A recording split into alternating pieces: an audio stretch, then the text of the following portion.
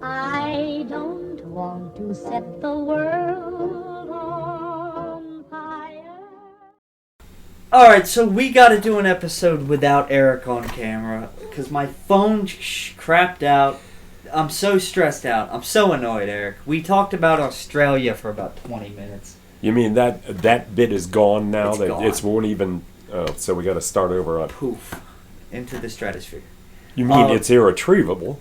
Or you're just choosing not to. It's just it didn't record video. Boy, what a professional operation we got here. We got to get this set up. And by the way, me and Eric, we're planning on doing weekly again. I have a whole structure set up. Here's my idea.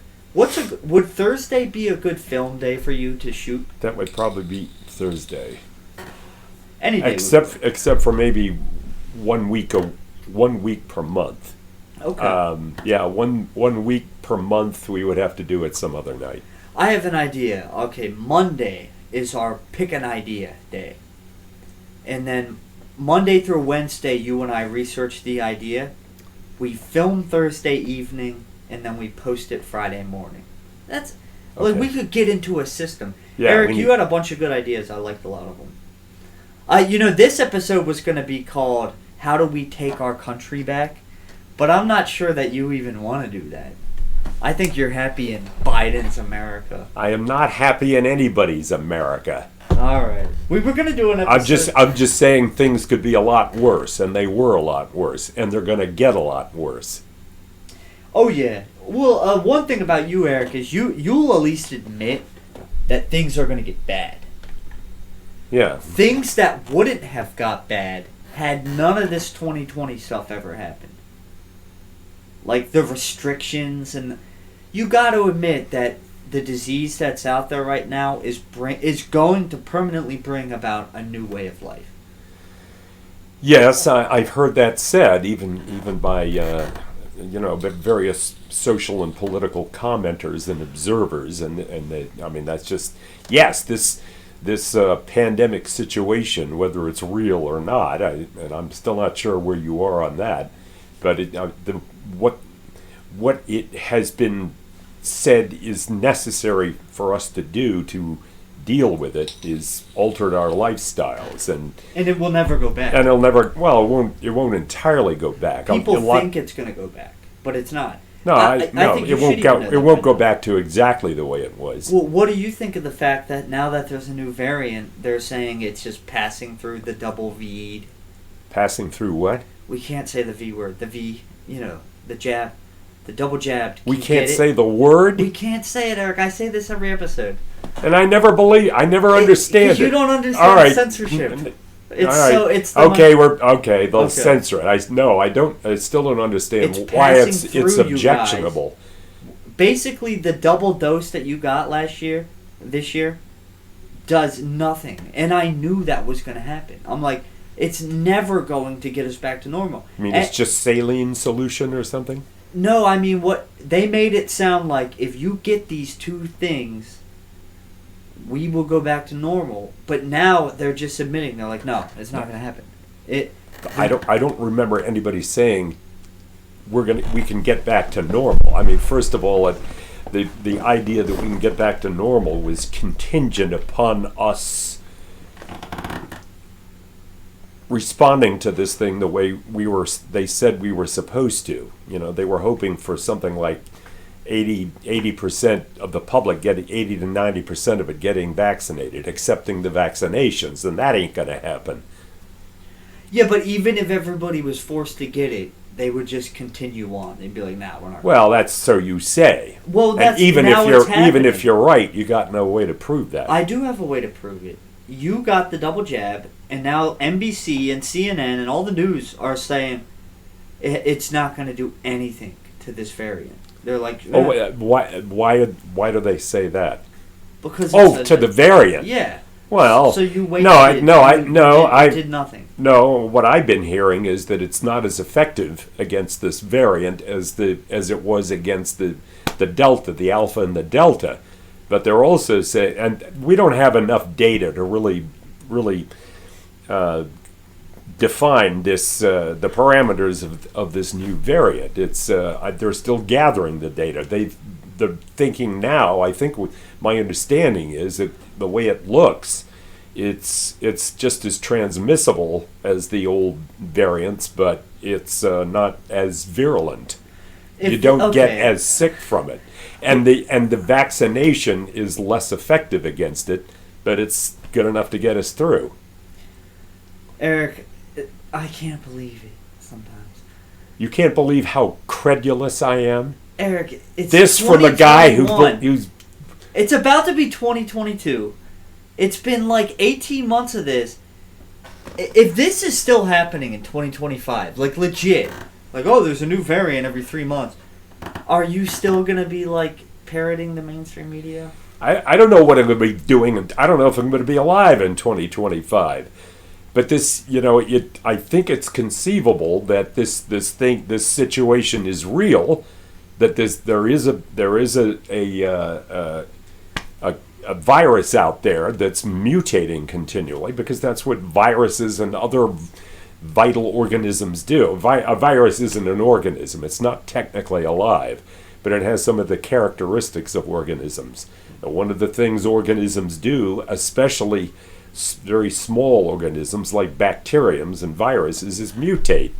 So, and the mutation rates of things like that are probably going to increase in the future because of globalization.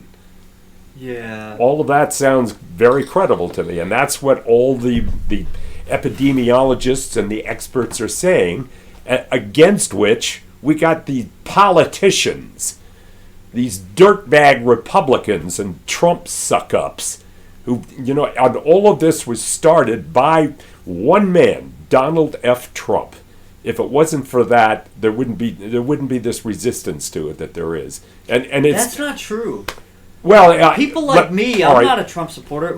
That's the thing I noticed is everybody on your side, they're like, oh, these QAnon conspiracy. Most people I know who agree with me that this is tyranny, they don't give a crap about Trump. You know what I mean? Well, okay, how did this develop then? It doesn't matter, Eric. It doesn't matter because the restrictions used to combat this, I mean, it's freaking December of 2021. This started in March of last year. It's never going to end. And by the way, that's the title of this podcast. This is never going to end. Yeah, that's what I thought it was. And what comes next? Like, economic collapse? Well, there might be another variant.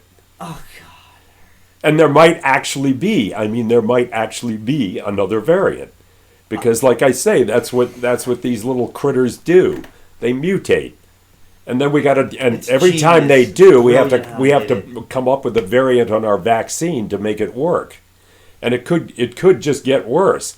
Hell, it could keep getting worse until we're all wiped out. Good. I hope that happens. I hope it gets worse. Then be happy about that. The only way we can get out of this, and I hate to say it because I'm sounding more radicalized by the day, is violence. And I believe that. I believe it. Are you looking forward to it? Kind of. I'm not going to partake in it.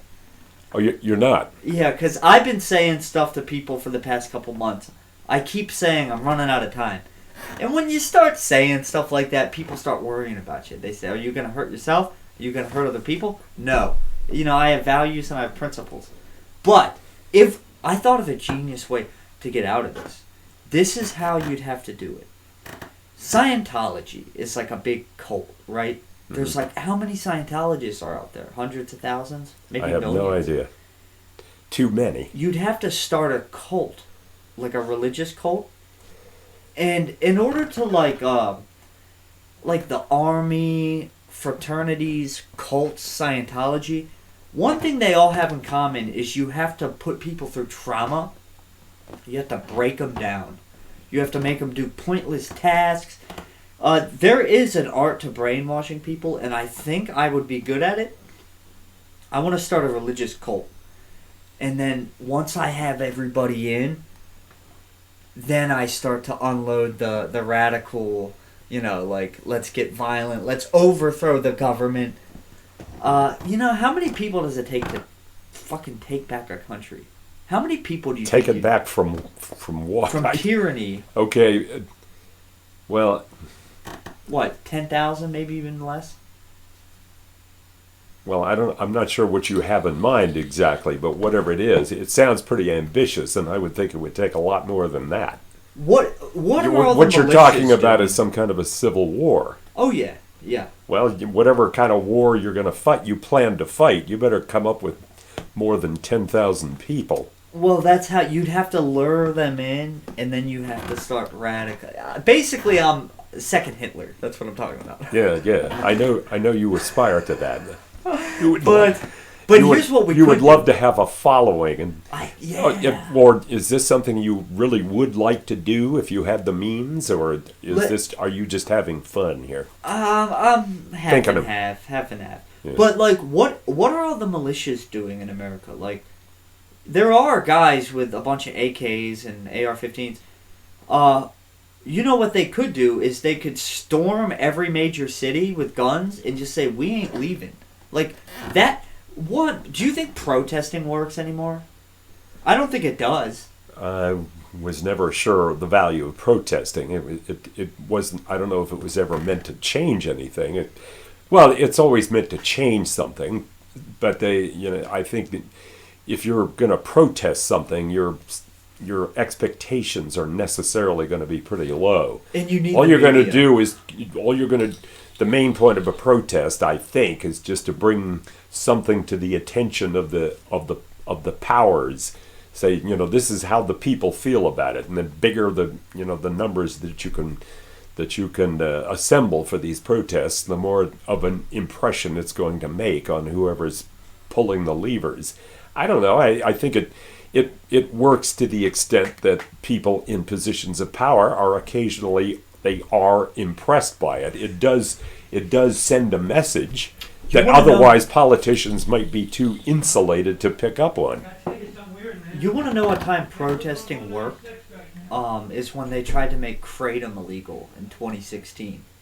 They were going to make Kratom Schedule 1, and a whole bunch of Kratom users went to D.C. and protested, and Kratom's still legal. Well, there you go. But that's such a minuscule little thing. It is. That's pretty small, and I don't think it's easy for you or anybody else to judge the success or failure of protests. Sometimes even when they succeed, it's kind of a subtle, long-term thing. Yeah. And people are, as I say, people in positions of power, in positions to do something, to respond to the protest, whatever they want. It may not be possible for them to respond positively in a way that's immediately recognizable. Yeah. Yeah. Well, I heard a great quote this couple weeks ago. Somebody said, if you want political victory, it will never happen with a dishonest media. In other words, the only people that are going to get what they want protesting are the left wing, because the left wing have everyone on their side. They have the media. They have every media company, every Hollywood celebrity. Schools, institutions are extremely left wing. Professors. So when the left wing wants to protest, they're going to win. But right now, if you are right wing, they will call you a far right conspiracy theorist, and the media can paint you in whatever light they want. So I don't think there will be a successful right wing revolution / rebellion without violence, because every time a right winger does something, the only one they have backing them up is like Fox News, which is a corporate freaking shill anyway. Fox News is controlled opposition. You know that term? Yeah, I know it. Like an old king or some important guy in the 1800s said, if you want to void off resistance movements, make your own fake one. Yeah. So Fox News, and I think that's what Trump is. Trump didn't do anything. He didn't accomplish anything. He is like he was controlled. A controlled opposition. Controlled opposition. Controlled by who? By the left? controlled by the what is, there's a term, it's called the cathedral. The cathedral is basically the institutions, the media, the schools, the system. The system. The wheel that keeps. So Trump, you know what I mean. That's pretty vague. I'm not. Trump abandoned his followers on January 6th. Like, he totally did. Well, of course he did. And now he's gone. Like, Trump, he's pretty gone. I know you probably read about him all day, but to me, no, I haven't heard much out of him just recently. glimpses. Yeah, he's out of the way. The new world chugs on, Eric, without Trump. And now all the Trump himself may be gone, but Trumpism is still alive and well out there.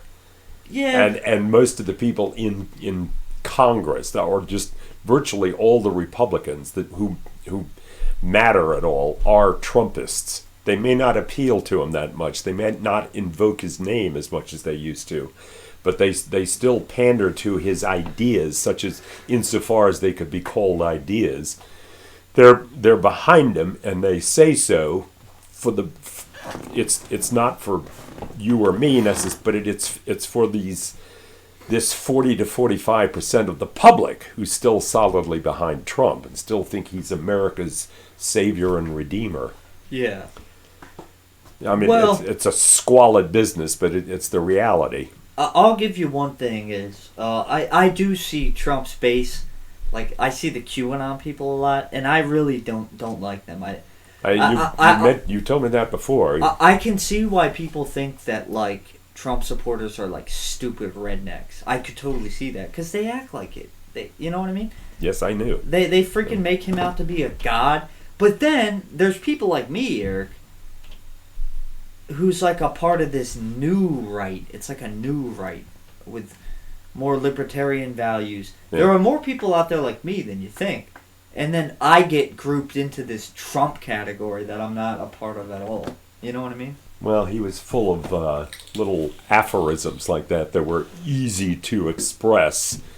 You know, they were not complicated thoughts, and he's not capable of complicated thoughts. But Biden isn't capable of like speaking, you know. Well, he's that's true. He was a stutterer when he was younger. I'm told, and that might have something to do with it. He's 78.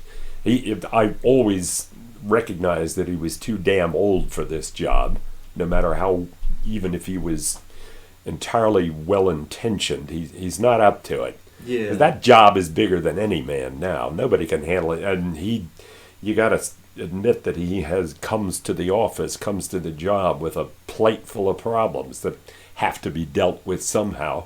I don't think he's capable of dealing with them either. I don't believe that he's dealing with anything. When I see footage of him stepping off a helicopter with his mask on, I think it's all theater. Like, I legitimately think they just take Joe Biden and they're like, all right, man, walk up to the helicopter. Like, we'll get this for the news. I don't think he does anything. I think he is 100% just like a puppet leader. All right, well, and who's pulling the strings? That's a good question. That is a good question. But you got to admit, Eric, it seems like all these countries are in lockstep doing very similar things. That's why when I bring up Australia, which, by the way, they're putting people into camps in Australia, people go, well, that's Australia. And I'm like, yeah, but that's coming here. Because every country is essentially doing the same thing. You can watch German media. It's exactly like CNN. England. It does feel like one group of ambitious elites have taken control, and they said, we'll do it with a pandemic. Because it's genius. It was genius. It's brilliant how they're doing it. Because it's the invisible enemy. It makes people afraid. I don't even see how can people be afraid anymore. Like, I love that CNN is like, guys, don't panic. Don't panic. But then when you go to Walmart, people are just like, whatever. Like, nobody cares. I don't think this is going to work for much longer, you know? Do you think they can keep the fear-mongering up? Well, I don't know. I guess, you know, when you live with fear long enough, and the thing that you fear is subtle and microscopic, like the fear of the virus, and yeah, that fear starts to dissipate over time, and people kind of take this threat, whatever it is, pretty much for granted. If people start dying in large numbers, that might stoke the fear up a little, but then it would be a legitimate fear, wouldn't it? For sure. Well, while people's fear is going away, for me, I'm losing. This is becoming way too hyper normalized. Especially because there's no end in sight. What would you like to see happen? Ideally, what would get us? What do you think will get us out of this maze? This revolution you're talking about? It has to be a violent revolution. But scary part... Who against who? Who exactly? I mean, there are so many... It seems like there's more than just two divided camps in this country. We're very tribal now, so if we go to war with each other, it's... Boy, I don't know. The different sides are not going to be extremely well defined. And then you have to think about, say a bunch of people storm major cities with guns and stuff, violent revolution. Then they're in charge now, are they not? You have to have they might be. They might be in charge of that city. Well, I know. That's why. You have to really think these things through. They might not be in charge for long. If people go to that length, if they're actually going to be, grabbing their guns and fighting the cops or whoever they've got to fight to take over a city or a region or a county even or something like that, they're going to meet resistance from somebody else, from some other quarter. It might be the National Guard.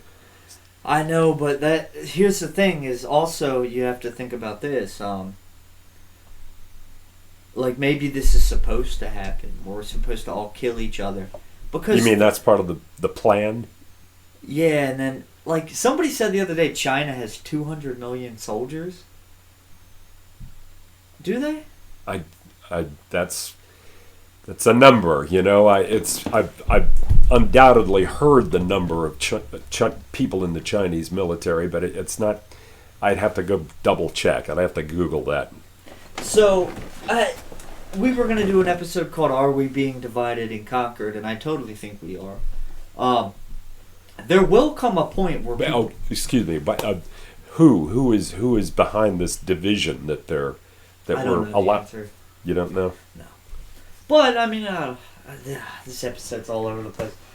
So, yes, if a bunch of militiamen stormed every major city, basically said we're not going to take it anymore, I don't think that whoever's doing this is going to back off, because we've already went too far. We've already printed too much money.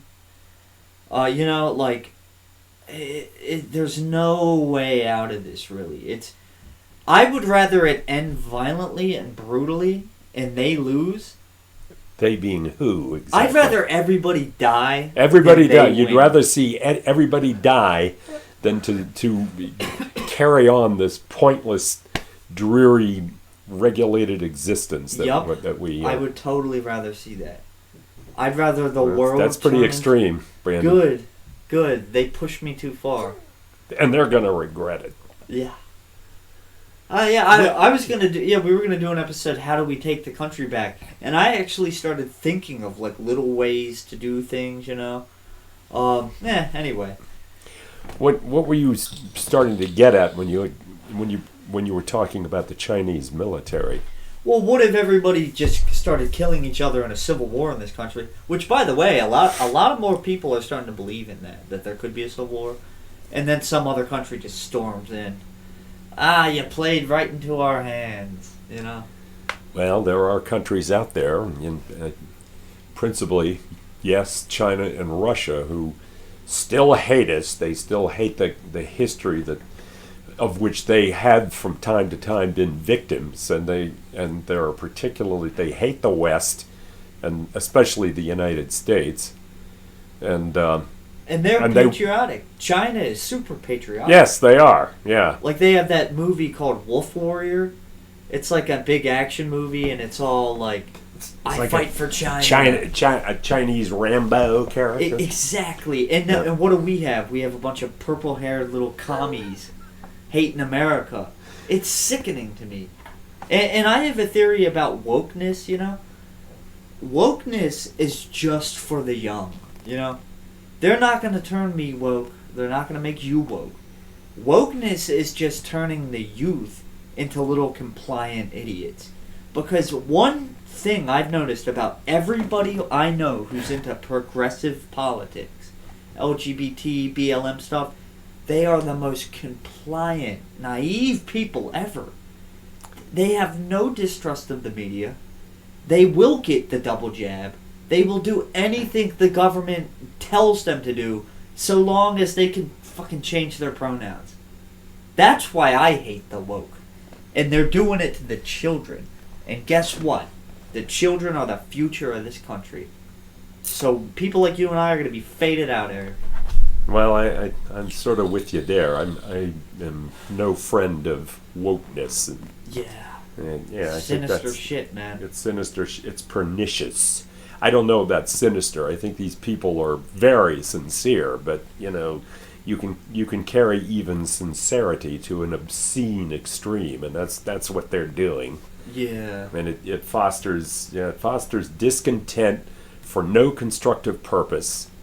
I mean, the vision there, the basic ideals that they have, like the equality of all people, that's an American principle. It says right there in our Declaration of Independence, all men are created equal.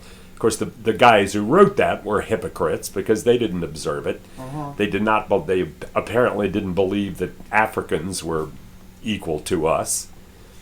But in any case, the woke thing is just hyper political correctness and virtue signaling.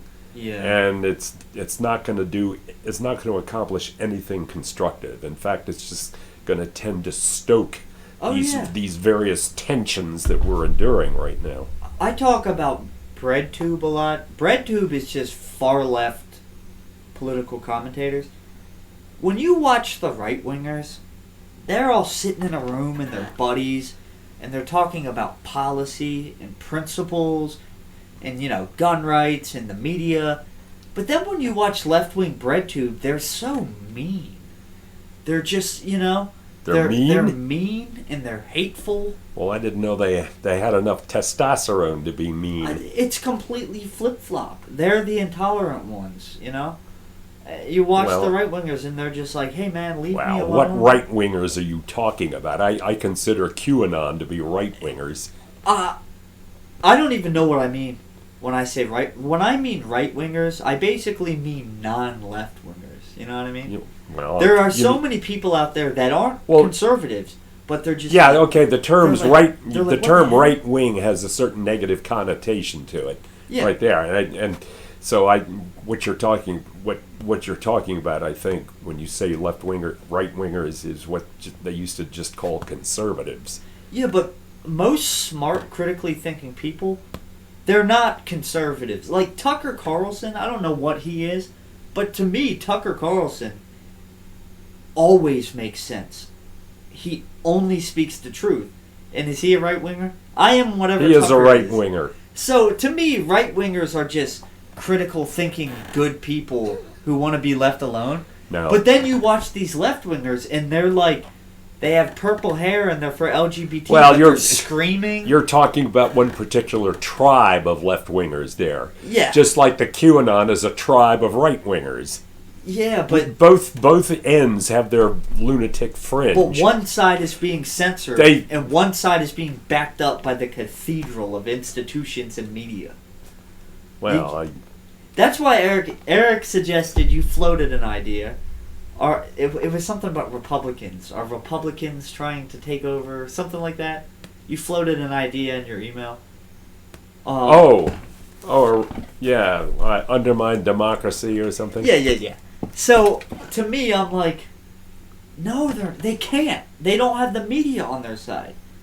They don't need the media. They do need the media. They have the power in Congress, and they're grabbing it in the states.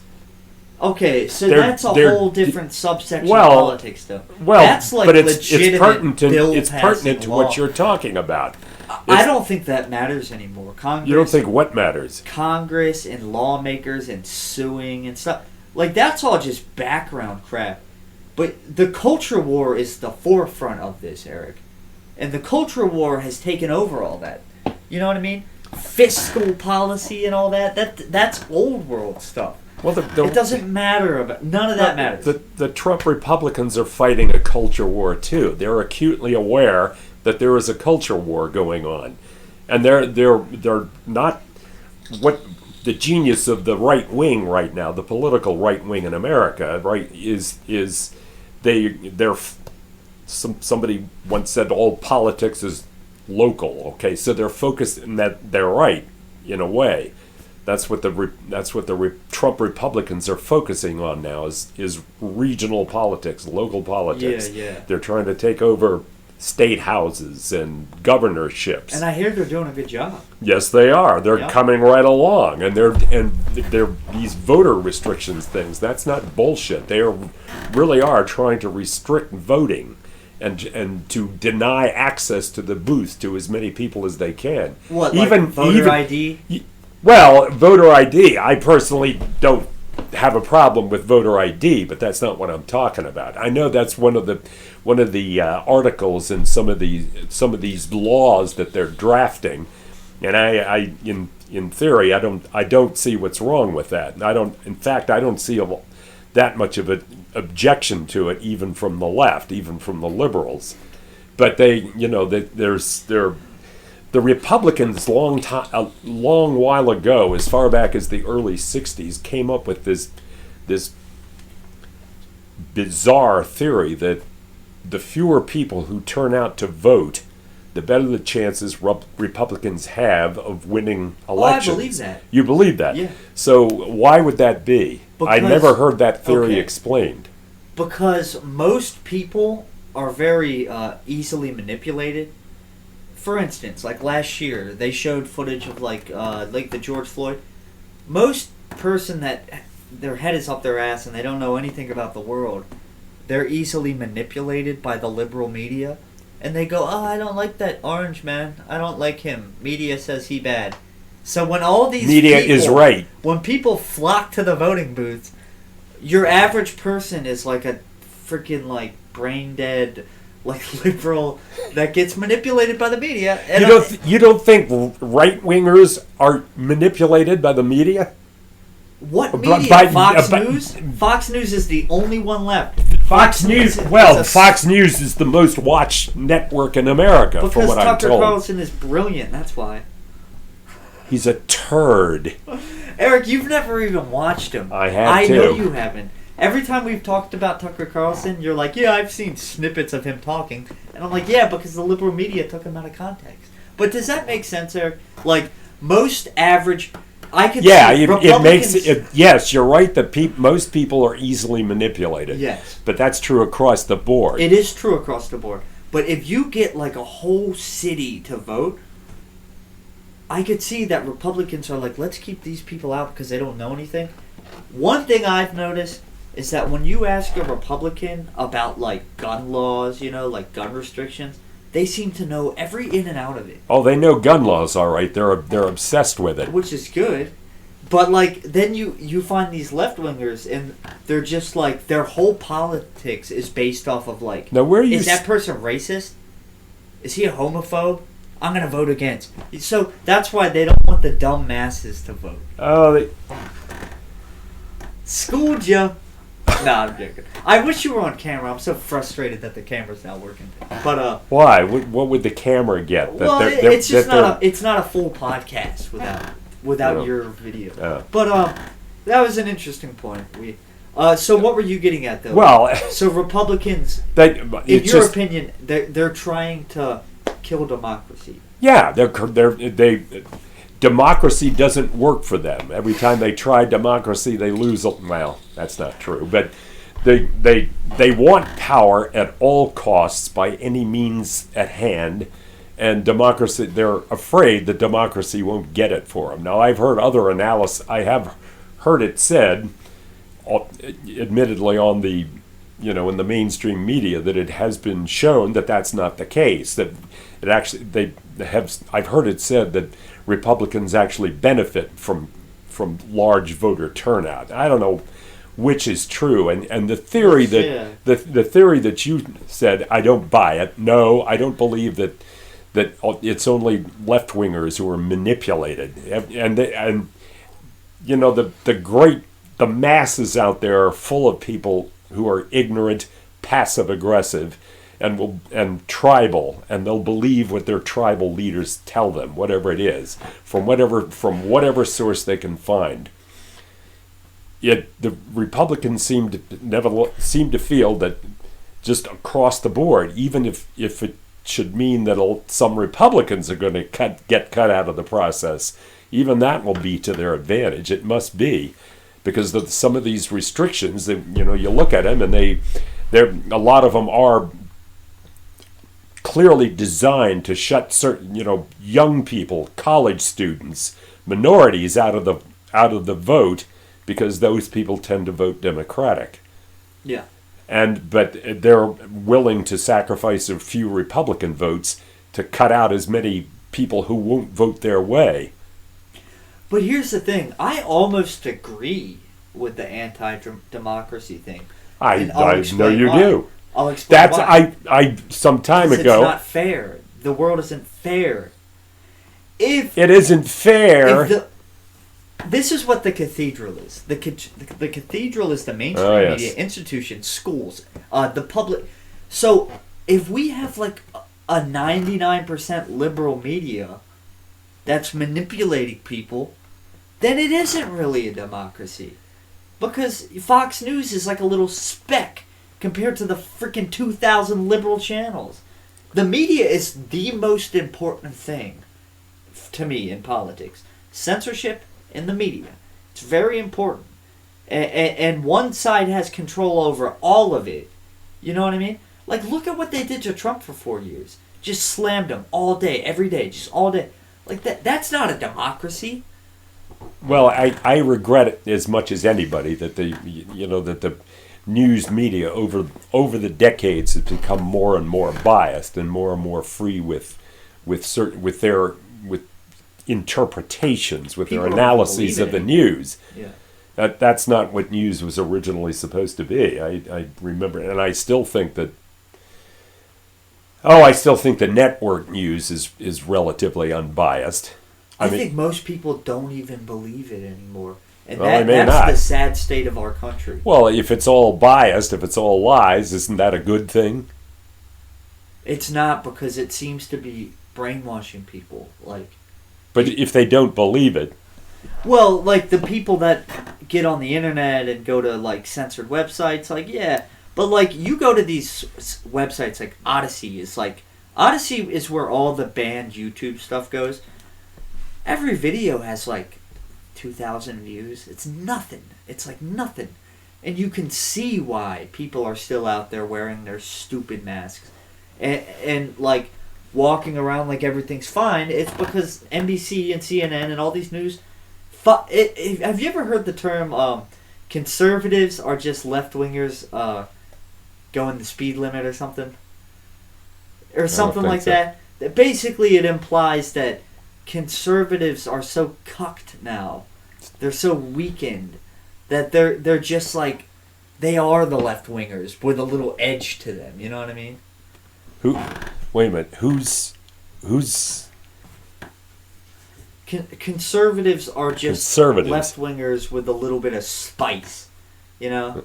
No, I never. Like they're anti-woke, and it's bullcrap. It's all bullcrap. Like somebody made an analogy recently. They said the left wing controls everything now, and all the conservatives do is go, no, don't, please don't, and that's a great analogy of how the world is going right now.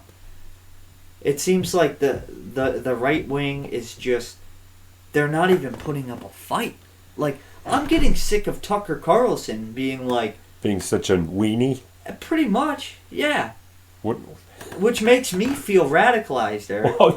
What did he say recently that makes you think he's He's It's just being like emasculated. Ben Shapiro and all them. It's like, oh, well, the left. It's like, yeah, well, what are you going to do to stop them, you idiot? Like Ben Shapiro, like, you know what I mean? They're Yeah. not doing anything. The right wing isn't doing anything. Yeah, they're not. No, nobody's doing What do you want them anything. to do? It's controlled opposition. I want them to get violent.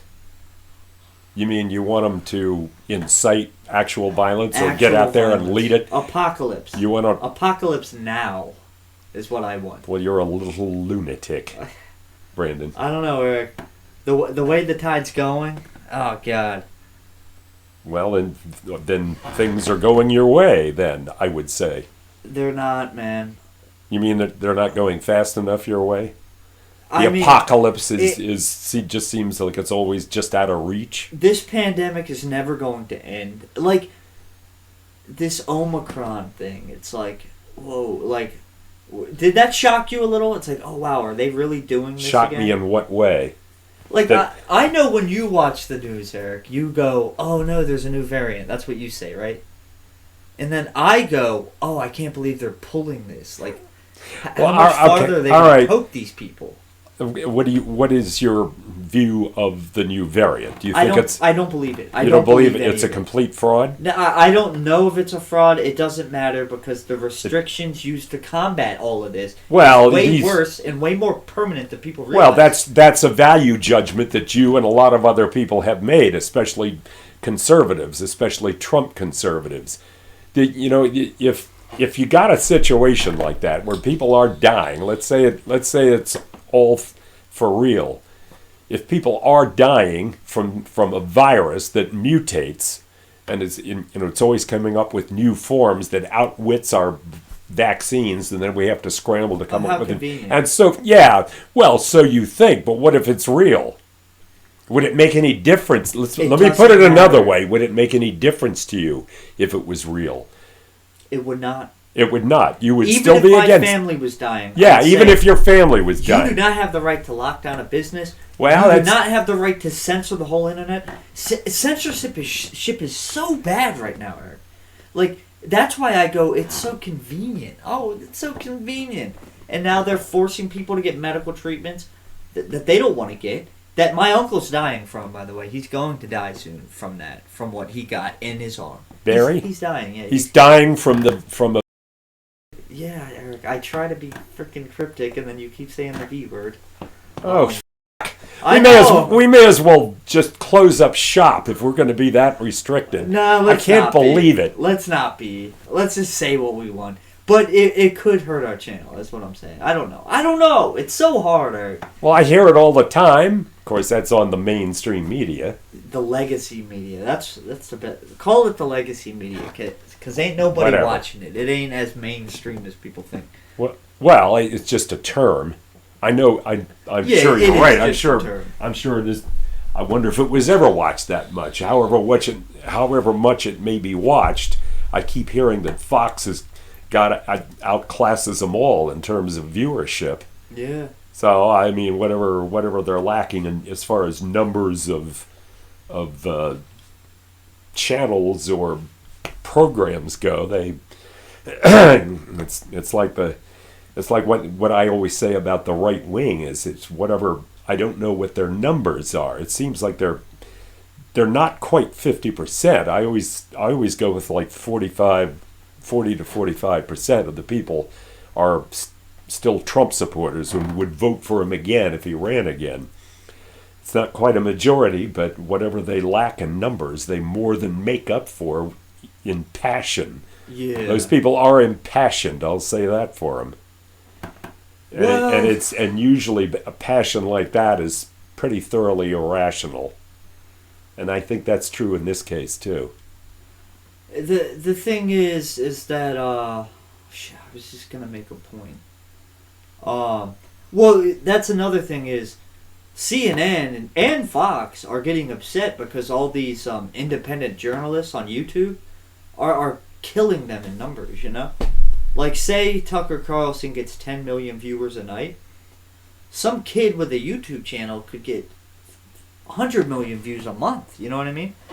And they don't like that because they can't control it. You know? But now they are controlling it because the internet is like this big freaking well-oiled algorithmic machine that only panders to one side, and it is the left. And that is really important. I heard a great quote the other day. It was like, you have a political enemy, you can shoot him. You have a city of political enemies, you can bomb them. But if you can control narratives and stories, you've got control over the world. And that is what is happening. Well, I see what you're saying there, but What would you prefer if you had the choice? Freedom or safety? I don't see them as being.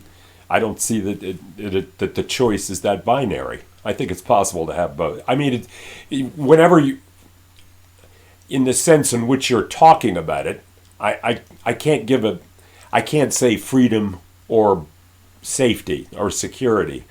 I can't give you a one-word answer there. I know how aggravating that must be when you ask a question like that and you want a yes or no answer or a binary answer, and I have to what's the term, go into nuance.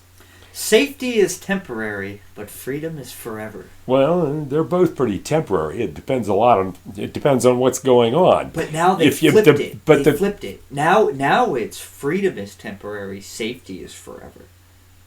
That is a great analogy for 2020 onward. Now safety is permanent, but freedom is temporary. Well, nothing is permanent. I think this is permanent. What's happening now, Eric, is so communism spread through the USSR, right? Russia. But that was one little country. There was still a free world outside of Russia. Now it feels like we are heading towards global communism. And you can't get out of that. Think about Winston from 1984. You know my favorite part of 1984? Is Winston is so broken and it's so obvious that he doesn't even know how to really do anything. All he has are his paranoias. You know what I mean? Like, I used to think 1984, I was too focused on the telescreen and the surveillance. But as I get older, I start to understand the brainwashing. Like, his mind is just warped. He doesn't know what to believe anymore, you know? Mm-hmm. And don't you feel like the world is kind of headed towards that a little bit?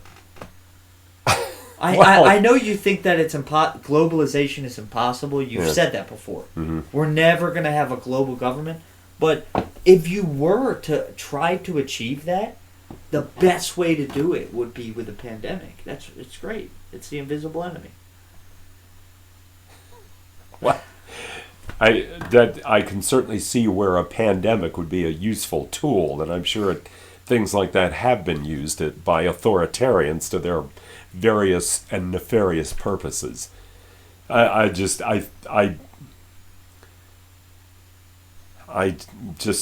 cannot believe that first of all, that the pandemic isn't real, because, as I say, 90% or some overwhelming majority of the epidemiologists and scientists are behind the science on this. Whenever I'm in doubt, I go with the science. And I will certainly always choose science over the word of rabble-rousing politicians. Right. And the people who are trying to damp this thing down, I don't know. They're all over the map on this thing too. On the pandemic, just like Trump was all over the map, and how he responded to it and what he was telling us about it. I guess a little while ago he got vaccinated, and there was no. He did it like a thief in the night. He didn't want himself videotaped. Yeah. Did you ever see videotape of him? No. And it makes me suspicious. He's pushing it hard. He's pushing that hard. Pushing what? The Vaccination? Vaccine. Oh, yeah. Well, he pushed it briefly and kind of... Well, he says now what Trump will go, I believe in your freedom, but you should get the vaccine. You know well, what I mean? that's that. If he said that, that's the most sensible thing he's ever said. Well, you know what's interesting is Kamala Harris, like, there's footage of her saying, I ain't getting no Trump vaccine, and then she cackled or whatever. She said that. She ain't getting no Trump vaccine? Yeah. What did she mean by that? She meant if Trump is behind putting out the vaccine, she's not going to get it. That's did she say unforgivable. Did she say that recently or No, before? She said it before Trump was out of office. Yeah. But yeah. still, I would never trust somebody that acts like that. That's enough for me to go, nope, never again. I despise Kamala Harris. Yeah. She's a thorough waste of a human life, as far as I can tell. And I regret that she was chosen as vice president, and she was chosen for a stupid reason. It's because Biden was she's brown. Well, yeah, it is essentially right. She's a person of color. Yeah. Biden was under intense pressure to appoint a woman of color, and for some reason she seemed like the most viable candidate. So and now we're stuck with her. And my God, if something happens to Biden, then she becomes president. Yeah. So you're not even that big of a fan of Biden? No, I was never a big fan of Biden. That's most left-wingers, though. That I noticed they all say that. They're like, I don't like Biden that much either. You know what I mean? But you think you have grounds to doubt that? That They're not that enthusiastic about it? There's no optical way to defend Biden. That's why they say that. There's no way. Like, that you can't do it. You can't go on camera and go, well, Biden, they can't. Like, every time he's on footage, he's like touching a kid or he's stumbling. There's no optical way to defend that man. So I don't blame them. The left wing is all about optics, I've noticed. Oh, everybody is about optics. Don't give me that shit. But the right wingers are constantly trying to deflect like racism accusations. You know what I mean? Well, that itself is optics. But yeah, that's true. But the right wing will never get anything done because the word racist and homophobe has become like the ultimate weapon. And all the right wingers can do is they're just deflecting it. They're like, oh, stop. Well, they're drowning in fucking accusations of transphobia. But they glory in it. They glory in those accusations. I don't think and because it doesn't resonate with the woke, contingent, the woke tribes in our country, but it resonates a lot with that 40 to 45% of Americans who respond positively to that kind of thing. Everybody's got their own, tribe, but and their own ideology that they're working within and trying to get something going. Yeah. And there are, there's a lot of people out there, a lot more people than I thought. I've always known that there were, we're getting back to racism again. You and I can both agree that racism is a bad thing, right? Yeah. Well, I was never sure how much racism there was out there. I had the feeling by the mid to late 70s that we were progressing away from that. Yeah. And then all of a sudden, then we heard from the evangelicals, and we had this sudden retrograde movement, this giant leap backwards. It was like the Great Leap Forward in China, where there was this not just conservative, but this regressive spirit that seemingly came out of nowhere, and a lot of people. But it wasn't until Trump, and I know I'm get very repetitive about Trump, but I never, and I think I've mentioned to you several times that I'm not as convinced as most people are that Trump himself is a racist. Mm-hmm. But he's not above using racism for his political purposes. He will even court the racist vote. And I had no idea until Trump was president how many people in this country are bigoted and are backward and instinctively mistrust science and even logic. And Trump didn't create that, but he brought it out of the woodwork. He brought it out. But I will agree. Trump pulled racism out of the woodwork, but at the same time, the shift towards multiculturalism, not in this country but the world, was an extremely slow burn. It's been 50 years of putting different colored people in movies and slowly making people multicultural. And now the term racist, calling somebody a racist, people underestimate that. That is a horrible accusation to have put on you, that you're a racist. Well, it's one that everybody scrambles away from if they get accused of it. Yeah. Nobody. One thing you got to say about the progress we've made away from racism. It may be very superficial, but nobody wants to be called a racist. Even people who plainly are racist, Klansmen don't even want to be called racist anymore. I don't know why.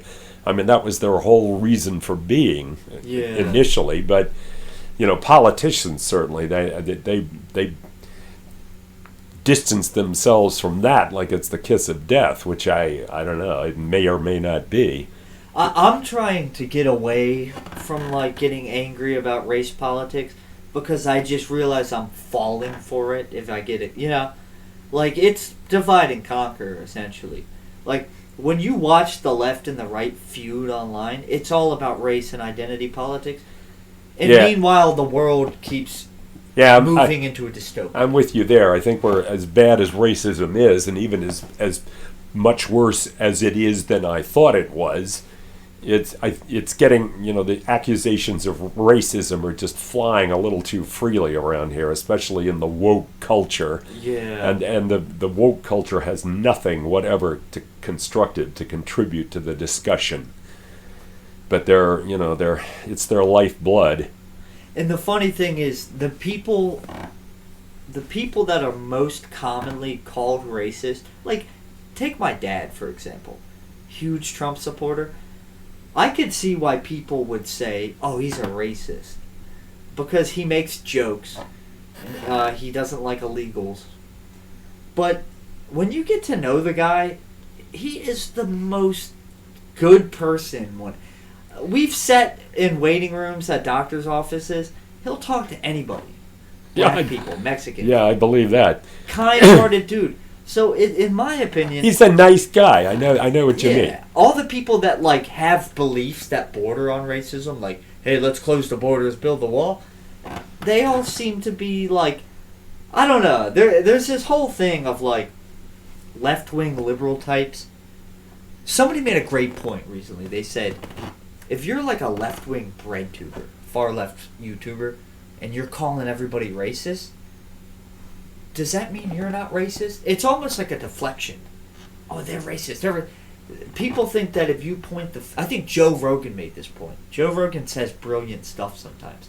He said, if you're pointing the finger calling everybody something, that shields you from it. You know what I mean? No, I'm not sure. That sounds like there's a lot of wisdom hidden in that somewhere. But why if you're calling everybody else racist, it shields you from being called racist yourself? Pretty much, yeah. Is that what that means? Exactly. Well, of course, it's virtue signaling. People who indulge in that kind of anti-racism, the woke kind that we're talking about, these are people who are just so. I mean, the basic idea is fine. Okay, I think most of them are sincere. I think they sincerely believe in the desirability of a society that's free of racism and other forms of bigotry. Mm-hmm. But they become some people, people are getting so wrapped up in their tribal ideologies now that they're just trying to outdo each other with virtue signaling. Yeah. They're becoming so intoxicated by their own righteousness that they got to do stuff like that to constantly stay ahead of the game and stay ahead of everybody else. It's grotesque. It is. And it's not getting us anywhere. It's a mad world, Eric. It's a madhouse! A madhouse! I sent you a video of Dick Cavett. Dick Cavett? Yeah, Dick Cavett had the Playboy guy, what's his name? I forgot. Hugh Hefner? Debating a feminist. It was in the 70s, and they were so respectful to each other. Huh. They were agreeing, and those days are over. Yeah, I remember I saw a discussion. Do you know William F. Buckley Jr.? You familiar with him? No? Well, what was he?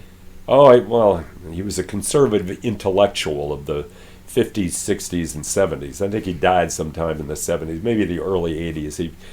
Very, very intellectual, well-read guy, a very excellent speaker and debater, very low-key, but very conservative. And he's frequently brought up today, like almost as much as Ronald Reagan. And some people say that if he were to come back today and see the state of conservatism, of which he is considered American conservatism, of which he is considered one of the fathers, and saw what it has degenerated into today, he would hurl. They say the same thing about Ronald Reagan. I don't know, maybe. Right. Anyway, I saw him debating Madeleine Murray O'Hair once. Does that name ring a bell? No, I have to look it up though. Okay. That whatever point I was trying to make there required entirely too much discourse and dissertations. But anyway, the point is that she was an atheist. She was the first, I guess you could say, the first new atheist in America. And she was the most hated woman in America, simply because she was an atheist. And she was kind of a nutcase from what I heard about her, but just a little while ago I saw an old clip of her discussing that with William F. Buckley he had a show called The Firing Line. And two people could not be more different ideologically and spiritually than those two. But they seemed to get along famously. They were very, very courteous to each other, and they both scored good points, but nobody reveled in it. People are just we're becoming really baked into our ideologies, and I get worked up about it. Well, you know why that is? It's because now is the only time in history, well, maybe not, where you can pick your own news. You can watch what you want to watch. Well, you can even create your own news online. Exactly. And I think a lot of people, they like to... So when you watch Trump-hating stuff on the internet, you may not realize this, but dopamine is going off in your brain. Because you like to hear it. You like to hear it. I do. I admit it. But when you watch somebody... And I think he had it coming, but go ahead. Could be. But then you watch Tucker Carlson, it puts you in a state of discomfort. I don't agree. You're right. More people need to do that, though. You know. But and then that is sort of like the opposite thing. I really think Carlson is. I think he's pure huckster, and I think he's poisonous, and it does get that negative reaction from me. Mm-hmm. Now that shouldn't stop me from checking him out every now and then, but I guess I husband my time too much. I gotta make the time to look at more stuff that I know is gonna piss me off. It's not easy to do. No, and it isn't. I'll tell you what. I started watching a lot of far left YouTube, and it really put me in a bad mood. Well, so I would never recommend far left to you. Well, I made a channel about it, like making fun of them. And because I wanted to make it productive, I'm like, I'm getting angry all day watching these people. Let me make, and You mean you use that to get angry, and you use your anger to be productive? Yeah, like I have a political channel that I've channeled, kind of a little political channel, and I thought, man, this channel's going really well. There's a demand for this. Like I was getting tons of likes and views, and then it got killed. Like it's killed now. Every video I upload, it gets less views. It's like, well, that's it. I've been shadow banned, you know what I mean?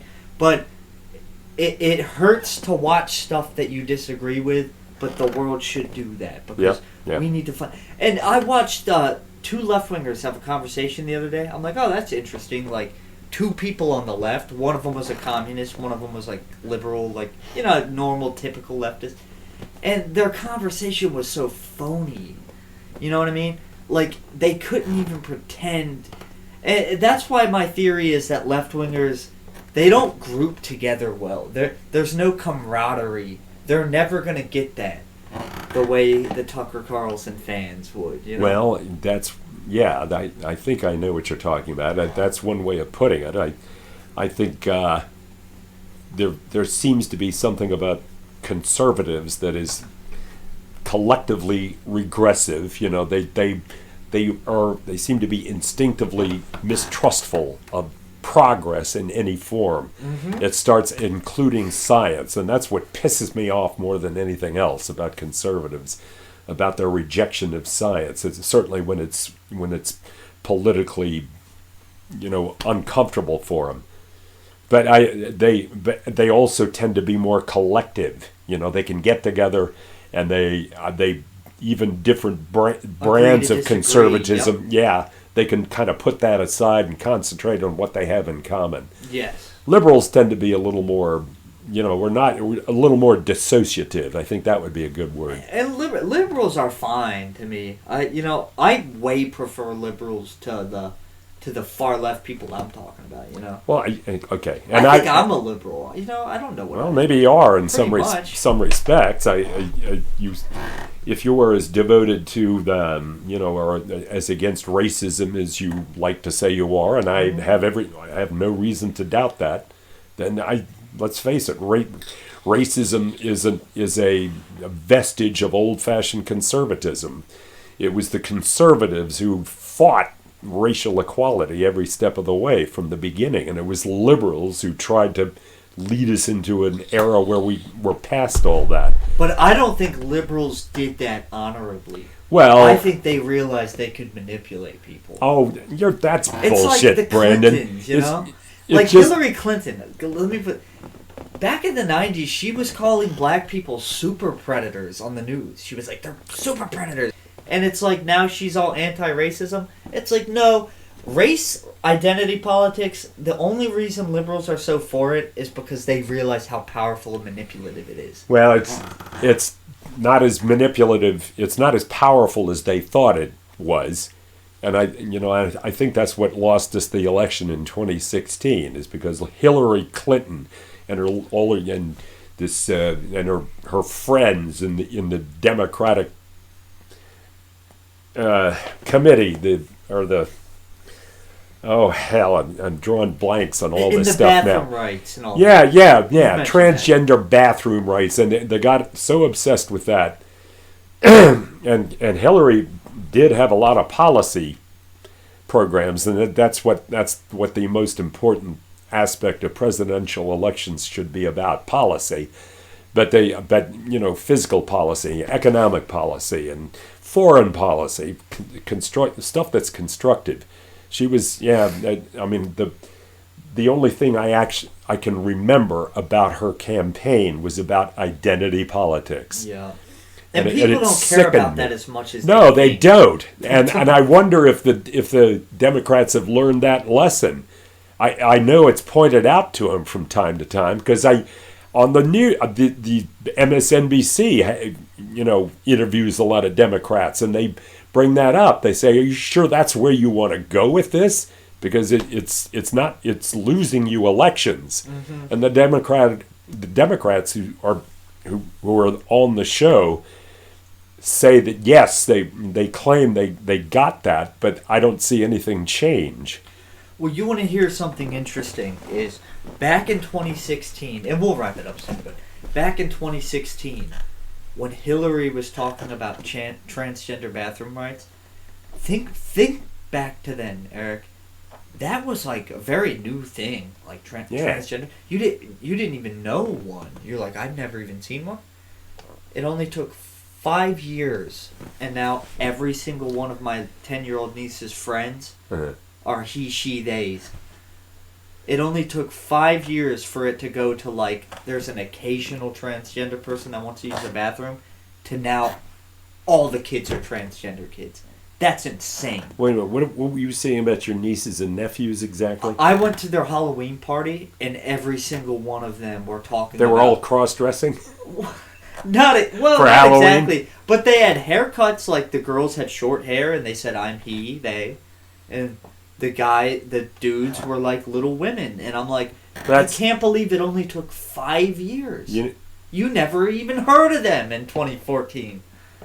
It's crazy. Well, So which side won, Eric? Oh, the left won that. Okay. As far as that goes, it's certain. I mean, if that's my impulse when you were telling me that story, and you told me stories like that before, is that not where in the fuck are you getting this from? But if you say this is something that your nieces and nephews were indulging, Oh yeah, which they could only have gotten at school, right? They're not getting that shit at home. They are getting it at school, but mostly TikTok in their phones. But yeah, it's happening TikTok. at schools too. Yeah, TikTok. Yeah, all right. I still am not clear on what that is, but I gather it's like kids YouTube. Yeah, that's okay, pretty much all what right. it is. Well, if they, it's strange that they are that influenced by. Well, maybe it isn't strange at all. If they are, if that's what's out there, and I hope they're not getting any of that from school, but you tell me they are. Yep. Well, then I'm appalled. That's appalling to me. Yep. It's horrific. And it could even spell the doom of our society. If people are that easily swayed into something that's that fringe, then it is almost creepy how quickly it that is creepy. And this is the kind of thing like Tucker Carlson talks about. I don't. Eric, like 2 weeks ago, you just found out about pronouns. I was like, Eric, what? That is like in the forefront of the culture wars, pronouns and all that. Yeah. So I think that the thing about our podcast, Eric, is you and I are consuming way different stuff. Well, it wasn't from what I was consuming. I mean, it's they weren't talking about that on MSNBC about pronouns, or if they, at least that's not where I first heard about it. Mm-hmm. And I haven't heard I can't remember hearing anything about it since. I learned it from my buddy and Mike in California. Yeah. And he learned it from our mutual friend Tom, who's not really my friend anymore. Mm-hmm. But he had taken a course in this. Yeah. He teaches at a community college, and I'm not clear on whether he had to take this course or if he wanted to, and I'm not sure if this was just a course in how to deal with this if it comes up. Yeah. Well, I know that Tom himself is he's always been woke. Yeah. He's just a woke guy. Yep. And that's one of the reasons we can't be friends anymore. It makes me think of the quote: there are two types of people: people that want to be left alone, and people that won't leave people alone. And I would put us in the category of like, hey, just leave me alone. I don't really care what you do. But yeah, your friend that's a college teacher, they are forcing him to toe the line. I don't know that, and neither do you. I know that there are academic environments in which that kind of thing is being forced, and maybe Tom is too. But I know that Tom has just always been like that. So he's very receptive to that kind of thing. So, but anyway, that's where I first heard about it, and I was aghast. Well, Eric, you want to wrap it up? I guess so. Okay. Yeah. This episode, I'm really bummed we didn't have you on camera. I gotta fix that. I'm just gonna upload this one, Eric, because one thing that prevents me from uploading on time is I'll be like, oh, I gotta edit it, which is a pain. It takes a long time. I bet it is. I wouldn't want that task. So we'll just upload this one. We're gonna try to do as weekly, is, just as is, without you. You're not on camera. We got a bunch of good podcast ideas coming, and we're gonna try to get back to doing it regularly. All right. Which of the ideas that I presented did you like best? It's Religion on the Ropes. I like that. Oh yeah, you want to talk about that one? Yeah, that's a good one. Yeah. All right. All right. Good night, fellas. Yeah. We don't have to awkwardly do the thing because we don't even know what we're doing when we do that. Every time I do it, I think we're gonna say Hellfire Club, but then I'm like, Well, wait a minute. We're not Hellfire. We're not Hellfire Club. What are we? Digital Dystopia Podcast. Digital Dystopia. So from now on, we'll just say, have a good night, fellas. Yeah. Good night.